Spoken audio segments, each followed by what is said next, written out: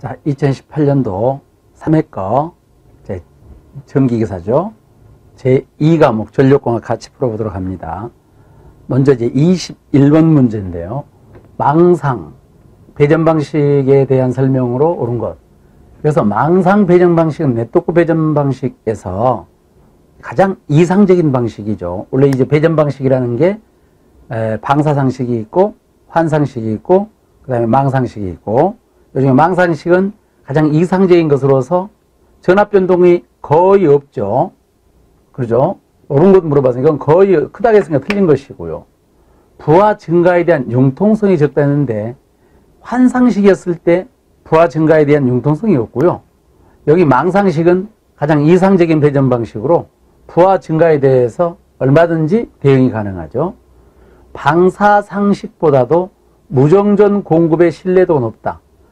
여기 망상 네트워크 시스템의 가장 좋은 점이 공급 신뢰도가 가장 높다는 겁니다. 그렇기 때문에 무정전 공급을 할 수가 있고 공급 신뢰도가 가장 높다고 볼 수가 있죠. 여기 2번에서 부하 증가에 대한 융통성이 적다. 이 말은 틀린 거죠. 부하 증가에 대해서 융통성이 굉장히 크게 되고요. 방사상식에 비해서 신뢰도가 굉장히 좋고요. 요건 이제 3번이 정답이 되겠군요. 인축이 된 감전사고가 많아지죠. 많아지고 농촌에 적합한 것보다는 부하가 집중되어 있는 도시에 적합합니다. 그러면 망상 이 문제의 정답은 3번으로 답을 하셔야 됩니다. 다음 문제 22번 1년 365일 중 185일은 이항 이하로 내려가지 않는 유량은, 자, 유황곡선에서 그려보시게 되면, 유황곡선을 이렇게 그려보시게 되면 1년 365일 중에서 185일, 95일, 275일, 355일. 자, 여기가 유량 Q이고 여기가 일수이지 않습니까? 그러면 여기 95일은 이양 이하로 내려가지 않죠. 185일은 이양 이하로 안 내려가는 것이고 275일은 이양 이하로 안 내려가죠. 355일은 이양 이하로 내려가지 않죠. 이때 95일부터 여기가 풍수량, 여기가 평수량, 여기가 저수량, 여기가 갈수량입니다. 그래서 우리가 일 때 아래쪽부터 갈저평풍 또는 위에서부터 풍평저갈, 풍수량 하게 되면 95일, 그 다음에 평수량 185일, 저수량이 275일, 그 다음에 갈수량이 355일. 고수량은 이 저수지가 가지고 있는 최대의 고수량, 높은 수량을 말하죠. 이거 반드시 외워야 됩니다. 유황곡선에 오는 것이 편하죠. 그러므로 이 문제의 정답은 185일이니까 당연히 평수량이 정답이 됨을 알 수가 있습니다. 다음 문제입니다. 23번 서지 임피던스 Z1, 진행파가 Z1의 선로축에서 그 다음에 서지 임피던스가 Z2의 선로축으로 입사할 때 투과 계수는 얼마가 될 것이냐. 자, 이쪽에 선로가 이렇게 있죠. 자, 이쪽에서 입사파가 들어오게 됩니다. 2의 I라는 입사파가 들어오게 되죠. 이때 여기 변곡점에서 변이점이라고도 하고 변곡점이라고 합니다. 여기 변이점에서 입사되어 들어오는 쪽에 이 선로의 특성 임피던스를 Z1, 그 다음에 변이점에서 투가 좀 나가는 쪽에 선로의 특성 임피던스를 Z2라고 봤을 때, 이때 여기 변이점에서 여기에 입사파가 투과하지 못하고 반사되어 있는 전파가 있을 것이고 투과되는 전파가 있을 것이다. 이때 여기에서 우리가 이럴 때 반사 계수하고 투과 계수가 있는데 반사파 전압이라고 하는 것이 얼마냐. 입사된 파형에 대해서 여기에 반사파가 얼마가 될 것이냐. 그러면 반사파 전압을 2의 R이라고 하게 되면 반사 계수가 있어야 되죠. 반사 계수는 Z1 더하기 Z2, Z2 마이너스 Z1의 2의 I값. 그래서 요 반사 계수만큼 반사가 되는 것이고, 다음에 투가파 전압은 투가파 전압 2의 T라고 봤을 때, 그럼 투가 계수 곱하기 입사된 전압이어야 되죠. 투가 계수는 Z1 더하기 Z2분의 2 Z2 곱하기 2의 I 값이죠. 그래서 이게 투가 계수 값이에요. 지금 우리 문제는 이 투가 계수를 물어보는 문제죠. 그래서 이렇게 이제 요 내용이 나오기 때문에 여기 반사 계수하고 투가 계수를 반드시 아셔야 되죠. 이걸 우리는 반사 계수라고 불렀다. 아래쪽에 있는 것을 우리는 투가 계수라고 한다. 투가 계수라고 한다. 이렇게 꼭 알아두시고요. 혹시 무반사가 되려고 하면 어떻게 될 것이냐? 당연히 무반사가 되려고 하면은 당연히 여기 양쪽의 특성 임피던스가 같으면 되죠. 그러면은 여기에 반사 계수가 0이 나와야 되니까 분자 쪽이 0 되잖아요. 그래서 반사 합하는 없죠. 투하는 1이 나와야 되니까 요거 두 개 더하기 한 값이나 같으면 2Z2 한 값이나 같은 값이 되죠. 그래서 당연히 무반사 되기 위한 조건은 두 개가 같으면 된다. 우리 시험 문제가 여기 훨씬 많이 나오죠, 실은. 근데 우리 문제에서는 지금 현재 투가 계수를 물어봤으니까 Z1 더하기 Z2분의 2Z2라고 적혀 있는 2번이 정답이 되겠습니다. 자, 저거 이제 투가 계수뿐만 아니라 반사 계수도 알아두시고 나머지 것도 알아두시라고 했습니다. 다음 24번 문제입니다. 최소 동작 전류 이상의 전류가 흐르면 한도를 넘는 양과는 상관없이, 자, 즉시 동작하면 순한시성. 즉시 동작하면, 일정 시간 후 동작하면, 일정 시간 후 동작하게 되면은 정한시성. 그래서 최소 동작 전류 이상의 전류가 흘렀을 때 흐르는 전류의 한도 양과는 상관이 없고 즉시 작동, 순한시, 일정 시간 후 작동, 정한시. 우리는 즉시 작동이니까 순한시성 계전기. 그래서 1번으로 정답을 하시면 됩니다. 다음 25번 문제입니다. 다음 25번 문제. 25번 송전전력, 송전거리, 전선의 비중, 손실이 일정하다고 하게 되면 전선의 단면적은 송전 전압하고 어떤 관계로 성립이 되겠느냐.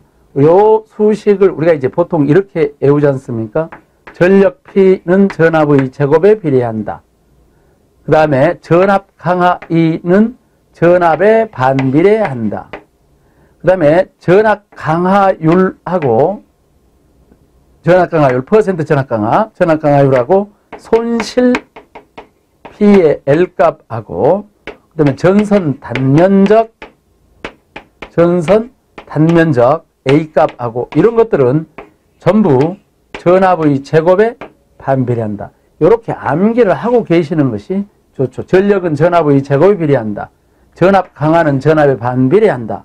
전압 강하율하고 그 다음에 손실하고 전선 굵기 등은 전압의 제곱에 반비례한다. 그래서 이 문제의 정답은 전선 굵기의 전압의 제곱에 반비례하는데 여기 어디서 나오는 수식이냐면 우리가 선로의 손실에서 나오는 수식이죠.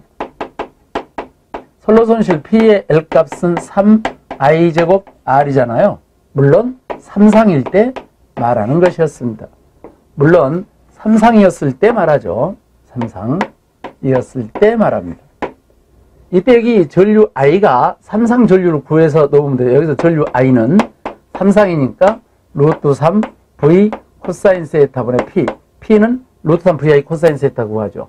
전선의 저항 R 값은 로 A분의 L이잖아요. 이렇게. 그리고 여기 전류값 대신에 이 값.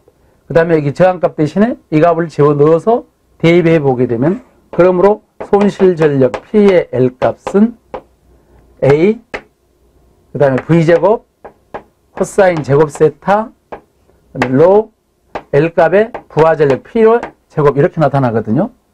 그러므로 여기에서 전선의 단면적 A를 구하게 되면 손실 전압의 제곱 그 그다음에 역류의 제곱, 다음에 고유장값, 길이, L값, 그 다음에 부하전력의 제곱. 그렇기 때문에 전선의 단면적은 전압의 제곱에 반비례함을 할 수가 있죠. 그래서 이렇게 되는데, 그냥 이렇게 이제 우리는 암기를 하고 있다가 이런 문제 나오면 바로 답을 쓸 수 있도록 되어 있어야 되죠. 자, 26번 문제입니다. 선로에 따라 균일하게 부하가 분포된 선로의 전력 손실은 이들 부하가 선로 말단에 집중적으로 접속되어 있을 때보다도 어떻게 되겠느냐. 자, 여기 말단 집중부하가 있고, 그 다음에 부하 분포에 따라서 선로에서 균일하게 되어 있는 균등부하가 있습니다. 물론 이 말단에 집중한 부하하고 균등부하의 전체 전력이 동일하다고 봤을 때 선로의 전압 강하하고 그 다음에 선로 손실, 전력 손실을 계산해 보면, 여기서 말한 전력 손실은 선로의 전력 손실을 계산한다 그런 얘기죠. 말단에 집중한 부하를 기준으로 봤을 때 균등한 부하는 전체 전압 강하의 중앙에 위치한 것과 같다. 그러면은 전체 전압 강하의 2분의 1과 같다.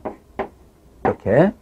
손실은 말단에 집중한 것을 부하를 기준으로 봤을 때 균등한 부하는 손실이 3분의 1 지점에 있는 것과 같다. 근데 3분의 1과 같다라고 생각하시면 돼요. 그래서 균등한 부하는 말단에 집중한 부하에 비해서 전력 손실은 3분의 1배로 됨을 알 수가 있죠. 3분의 1배로 된다. 문제를 잘 읽어야 돼요. 이쪽을 물어보는지 이쪽을 물어보는지가 중요합니다. 말단에 우리 문제는 선로에 따라 균일하게 부하가 분포된 균등부하잖아요. 이것이 손실이 이들이 말단에 집중되어 있다고 봤을 때 어떻게 되겠느냐. 말단에 집중되어 있으면 3분의 1밖에 안 되죠. 이해가신가요? 거꾸로 물어볼 수도 있어요. 여기 말단에 집중한 부하는 균등부하의 손실을 몇 배냐? 그러면 3배 되겠네. 이렇게 거꾸로 물어볼 수도 있으니까 이 내용을 이해하시고 계시기 바랍니다. 다음 문제 27번 문제. 27번 문제는 삼상 송전선로에서 선간단락이 생겼습니다. 선간단락이 발생했을 때 옳은 것은 우리가 그 사고별 대칭 좌표 해석법이 있었습니다. 대칭 좌표 해석. 사고별. 먼저 지락사고가 생겼다. 그러면 정상분, 역상분, 영상분이 다 존재한다. 그러면 정상전류라든지 그 다음에 역상전류 전압 다 계산해야 되죠. 정상, 역상, 영상 다 계산해야 돼. 선간단락이 되면 선간단락, 우리 문제가 지금 선간단락이죠. 선간단락이 되면 정상분하고 역상분은 계산하지만 영상분은 계산하지 않습니다. 그러므로 선간단락일 때는 정상과 역상만 존재한다. 혹시 삼상단락이 되면 삼상단락은 정상만 존재하고 역상이나 영상은 존재하지 않습니다. 그럼 우리가 이제 지락사고는 그 세로의 성분에 영상분이 있으면 지락사고입니다. 근데 보통 역상분을 구하려면은 지락보다는 선간단락을 시켜봐야 역상 구하기가 쉽죠. 삼상은 정상만 있습니다. 그러므로 선간단락은 정상과 역상. 그래서 정상전류와 역상전류만 흐른다. 그래서 2번이 정답이 됩니다. 정상전류와 역상전류만 흐른다. 이렇게 답변이 되죠.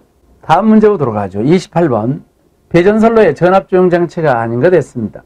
일반적으로 배전선로의 전압조용장치라고 하면은 승합기. 승합기는 전압 강화 클 때 사용하죠. 전압 강화가 클 때 사용하는데 배전선로 중간에다가 승합기를 설치하여 일률적으로 전압을 올립니다. 유도 전압조용장치는 전압 변동이 심할 때 사용하죠. 전압 변동이 심할 때 유도 전압조용장치를 사용하고요. 변압기 탭 전환기 장치는 여기는 1차와 2차에 탭이 존재하고 보통 5개씩 있죠. 1차에 5개, 2차에 5개 변압기 콘셉트이 이용합니다. 이렇게 되어 있죠. 이거 말고도 이제 직렬 축전지가 있고요. 직렬 축전지는 전력계통의 유도 리액턴스를 보상하여 전압간을 보상해 주는 장치죠. 이런 것들이 있습니다. 리클로저라고 하는 것은 사고가 전력계통에서 사고가 나게 되면은 고장 구간을 신속하게 구분하고 건전한 구간은 재투입하는 장치죠. 그래서 고장이 났다. 그러면 고장을 신속하게 차단하고 말 뜻 그대로요. 다시 재투입을 시도하여 고장이 해소가 되면 즉시 복구를 시켜야 되는 것이 리클로저이기 때문에 전압 조정장치가 아니라 사고를 차단하여 사고 구간을 구분하는 장치가 되겠습니다. 정답은 2번이 정답이 되죠. 다음 문제 같이 풀어보도록 합니다. 29번. 반지름이 R이고 소도체 간격이 S인 사도체 송전선로에 전선 ABC가 수평으로 배치되어 있습니다. 수평으로 배열되어 있습니다. 등가 성간거리를 D라고 D메타로 배치되어 있고 완전 연가된 경우 송전선로의 인덕턴스 식으로 맞는 것이었죠. 원래 인덕턴스는 단도체 인덕턴스가 있고 단도체일 경우 L값은 0.05 플러스 0.4605 상로구 R분의 D의 값이었죠. 물론 요것의 단위들은 전부 다 밀리미터입니다. 단위 길이당 밀리미터 값을 말하죠. 다도체인 경우는 어떻게 됩니까? 다도체, 이때 도체수, 도체수를 N개라고 하게 되면 그때 N값은 N개일 때의 인덕턴스 값은 앞에 0.05를 소도체 수만큼 나누고 더하기 그 다음에 로그 0.4605 로그 상용 로그죠. R분의 D인데 여기서 R값이 R 다시 분의 D라고 쓰죠. 단위는 이제 밀리 헨리퍼 킬로미터 똑같고요. 이렇게 이때 여기 R 다시를 갖다가 우리는 등가 반지름이라고 부르며 이 등가 반지름 R 다시의 값은 N 루트 R의 S N-1승으로 풀게 되죠. 물론 N은 소도체겠어요. 여기서 R은 소도체 반지름이고 요 R은 소도체 반지름이죠. 그 다음에 여기 S는 소도체 간격입니다. 소도체 간격이 되죠. 자, 그래서 요 수식에다가 집어넣고 계산해 달라는 얘기 아닌가요? 그렇다고 하면 지금 우리는 사도체니까 여기가 사도체 아닌가요? 사도체. 그 다음에 이쪽이 R 다시 값이니까 R 다시가 4자가 들어가면 되죠. 여기 4자가 들어가면 되잖아요. 그러므로 최종적으로 써보게 되면 0.05를 4로 나누면 0.0125가 돼야 되죠. 0.0125. 안 그런가요? 그럼 0.4605 여기가 여기 4 루트 R값에 4-1이니까 S의 3승이 돼야 되죠. 4 루트 자 여기다가 그러므로 R 다시의 값은 4 루트 S의 R값에 S의 3승 돼야 될 거 아니에요? 여기 있잖아요. 그죠? 4 루트 R S의 3승의 D. 그래서 이제 요 문제의 정답은 4번이 답이 되죠. 사도체일 때 이렇게 되어 있습니다. 그래서 0.025 앞에 0.025는 여기 4로 나눈 값. 그 다음에 여기 R 다시만 계산할 줄 알면 됩니다. 이해가시죠? 자, 30번 문제입니다. 송전선로에서 복도체를 사용하는 주된 목적 금방 29번에서 사도체를 풀어봤는데 그러네요. 다도체 또는 복도체 사용하게 되면 우리가 이제 요거 외울 때 어떻게 외웁니까? 인덕턴스하고 리액턴스는 감소한다. 정전 용량하고 충전 용량 Q는 증가한다. 여기 리액턴스가 줄고 충전 용량이 증가했으므로 송전 용량이 증가한다. 송전 용량이 증가해서 안정도, 과도, 안정도, 증진, 안정도가 좋아진다. 이런 것들. 그 다음에 전선 표면의 전이 경도 줄어든다. 전이 경도가 저감된다. 자, 전이 경도가 저감되니까 코로나 방전 전압이 높아져서 궁극적으로 코로나 방지가 된다. 이렇게. 그래서 다도체 방식을 사용하더라. 이런 얘기 아닌가요? 그러므로 지금 우리 문제 읽어보면, 인덕턴스 증가, 이거 틀렸잖아요? 인덕턴스 감소한다겠죠? 정전 용량 증가한다겠죠? 이것도 틀렸네요. 코로나 발생을 감소하는, 코로나 방지니까 이건 맞네요. 전선 표면의 전이 경도를 줄인다고 했습니다. 증가한다는 게 틀렸죠?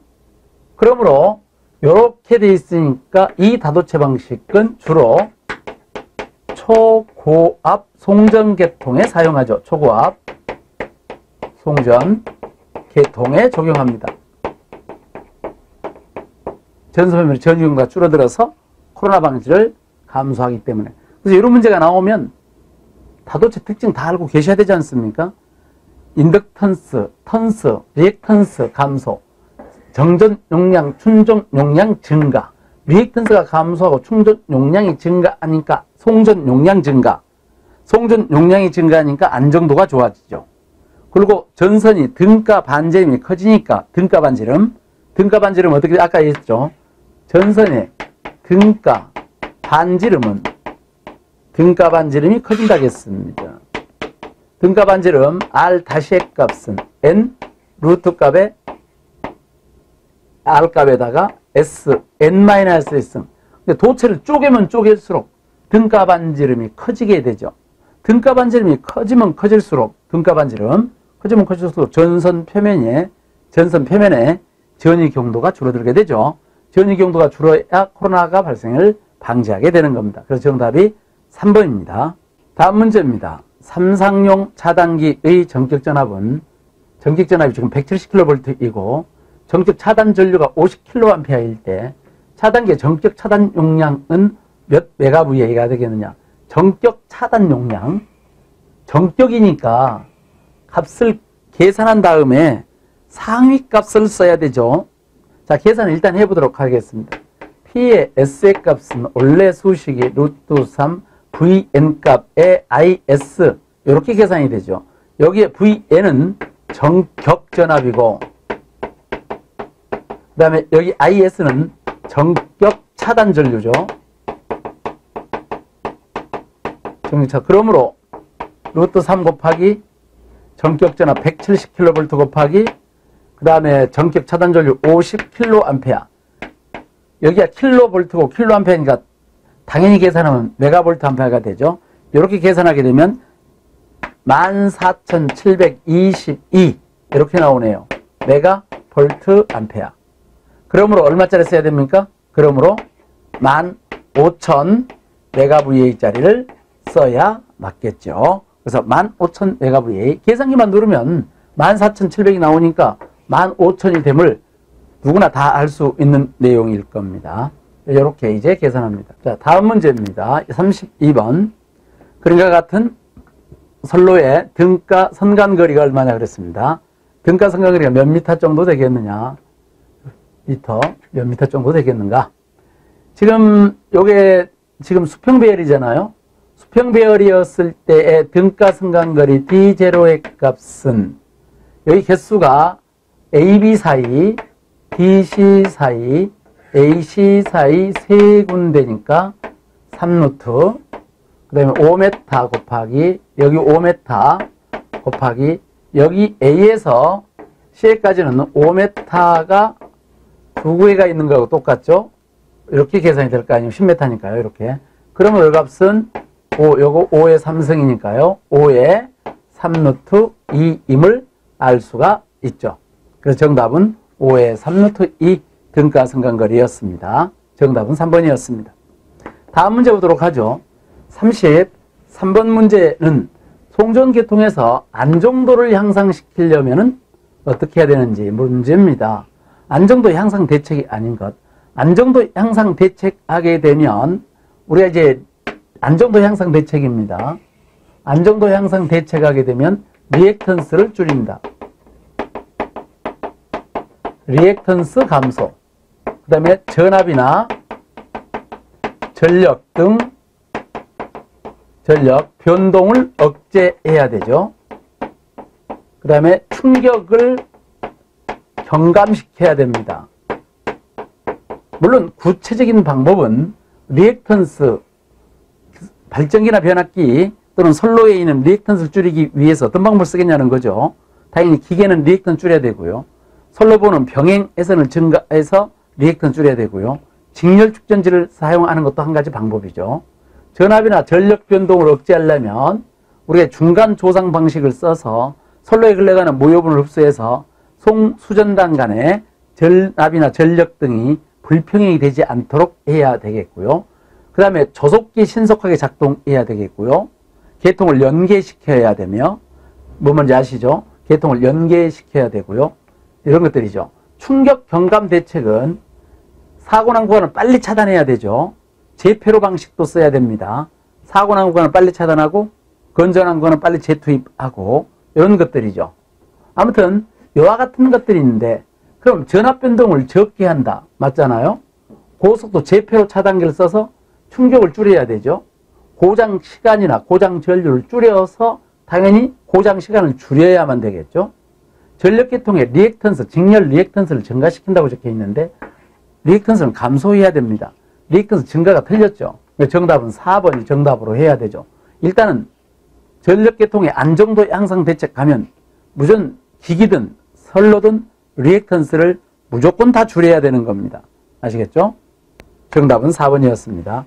자, 다음 문제 보도록 하죠.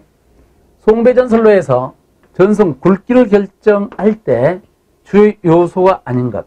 송전선이나 배전선로의 전선 굵기 결정할 때 요소. 당연히 허용전류가 제일 중요합니다. 그 다음에 기적 강도입니다. 그 다음에 전압 강하죠. 전압 강하.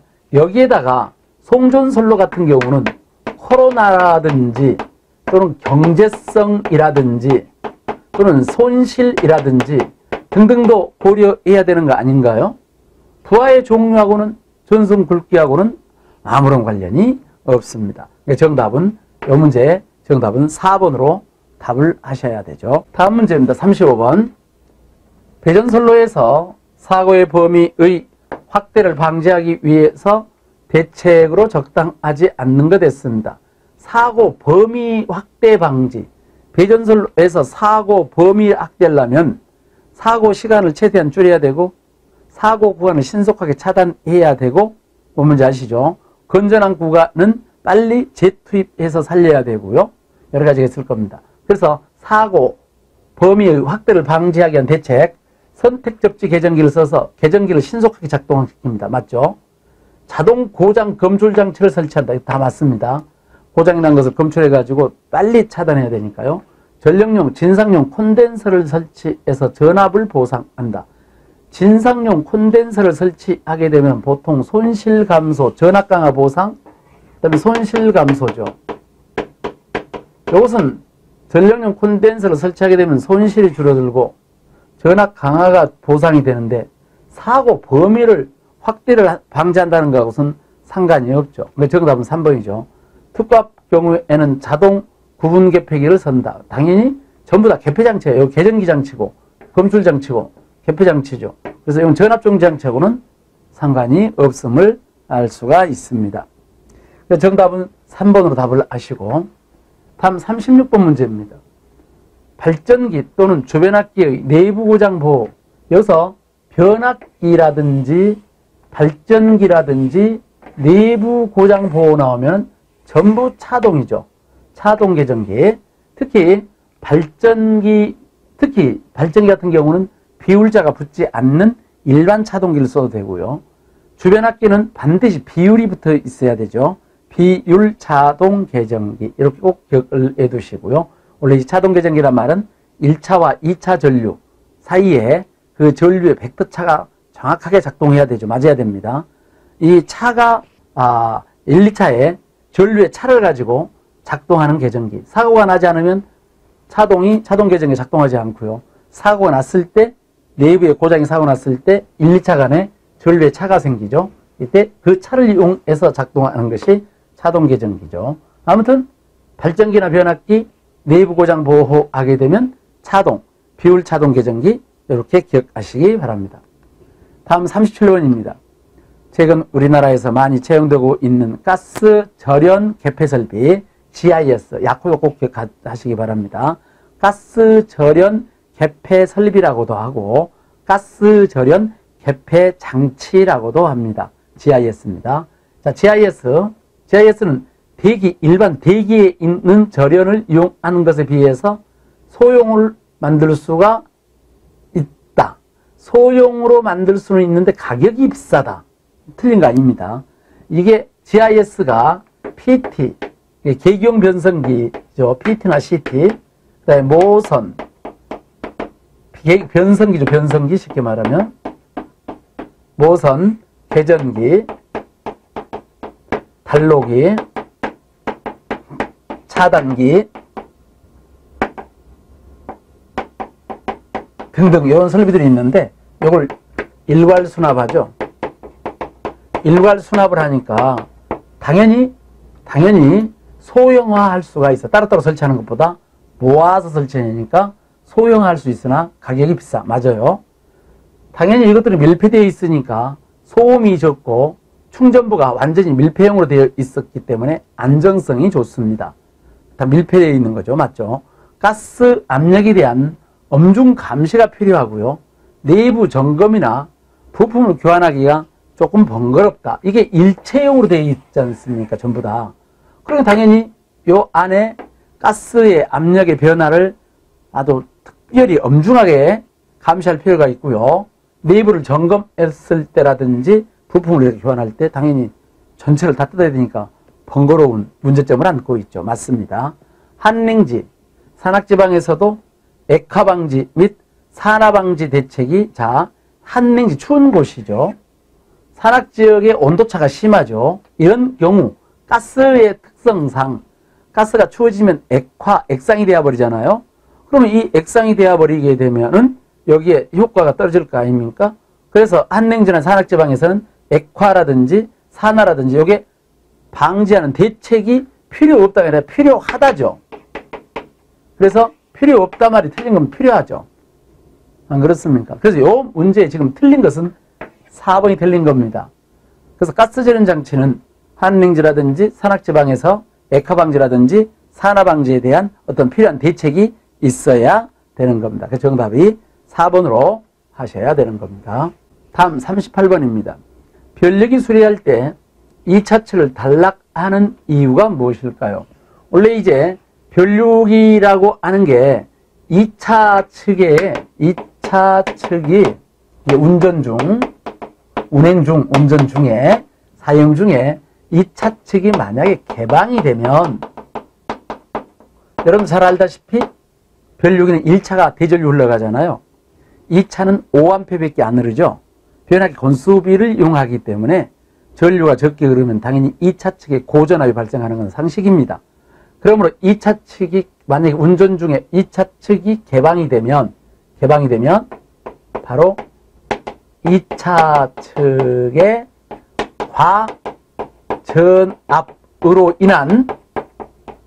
과전압으로 인한 절연이 파괴됩니다. 절연이 파괴되어 CT가 소선되죠. CT가 망가지게 되는 겁니다. 그러므로 2차 측을 운전 중에는 2차 측을 개방하면 절대로 안 되죠.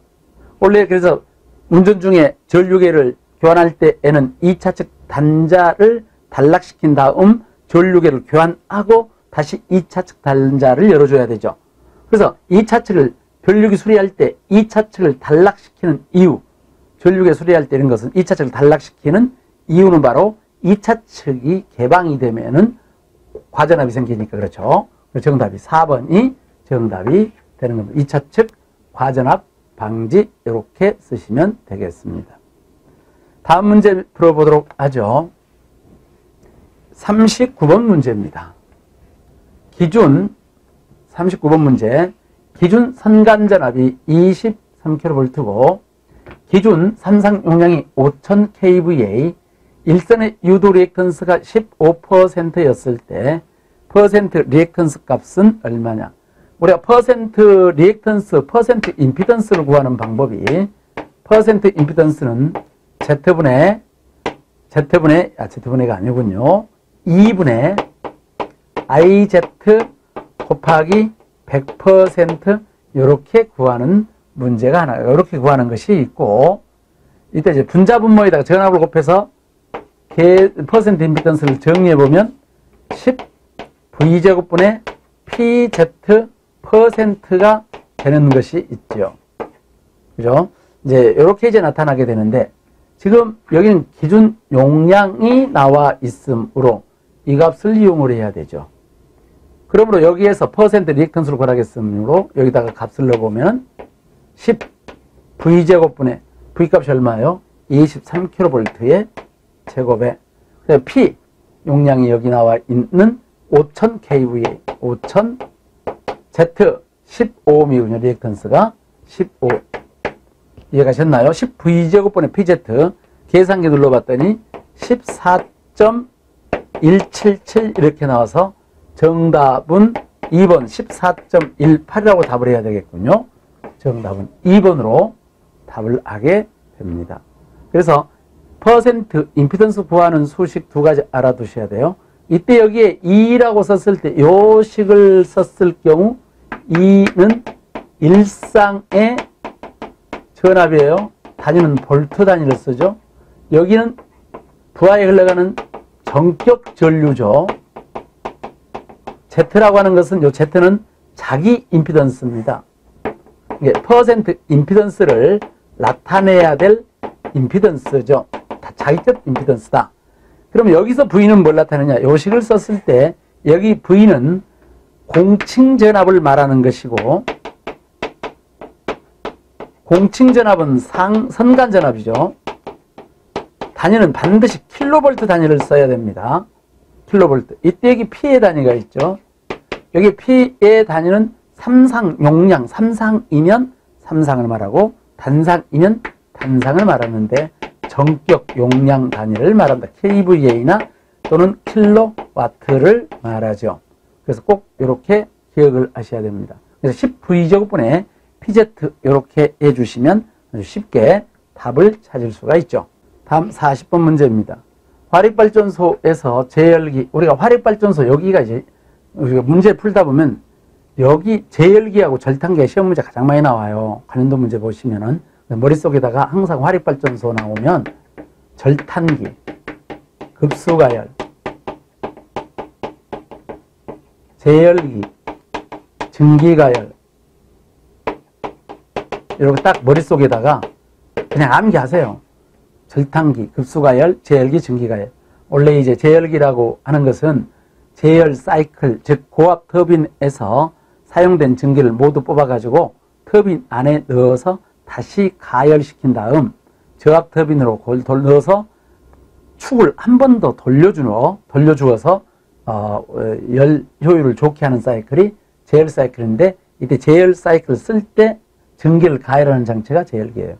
절탄기는 연도 중간에 수간을 넣어서 연도로 빠져나가는 열을 해소하기 위해 연도 중간에다가 보일러용 급수를 통과하게 만들죠. 통과하게 만들어서 연도로 빠져나가는 열을 이용해 가지고 보일러의 급수를 가열하는 거죠. 그래서 절탄기 하게 되면 급수가열, 제열기 하게 되면 증기가열, 이렇게 딱 알아두시면 되고, 우리 문제는 제열기 사용 목적이니까 증기를 가열한다. 1번이 정답입니다.